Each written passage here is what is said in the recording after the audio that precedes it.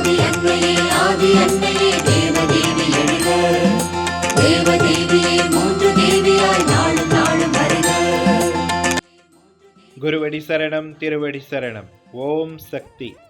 கண்கண்ட தெய்வம், கலியுக அவதாரம், மேல்மருவத்தூர் ஆன்மீக குருநாதர் அருள் திரு பங்காரு சித்தர் அம்மா அவர்களின் குருவருளுடனும் அன்னை ஆதிபராசக்தியின் திருவருளுடனும் மேல்மருவத்தூர் ஆதிபராசக்தி சித்தர் பீடத்தில் இன்று மகாளய அமாவாசை என்ற புரட்டாசி அமாவாசை ஆன்மீக நிகழ்வுகள் சீரோடும் சிறப்போடும் நடைபெறுகின்றன.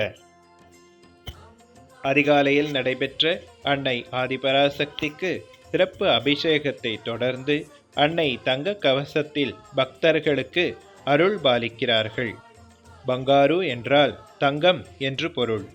கலியுகத்தில் பங்காரு குருநாதர் அருள் வடிவத்தில் அன்னை அவதரித்ததை குறிக்கும் விதமாக அன்னை பூண்டிருக்கும் தங்க கவச அலங்காரம். உலகத்தில் பல உலோகங்களை அன்னை படைத்திருந்தாலும் தங்கம் என்றும் துருப்பிடிப்பதில்லை.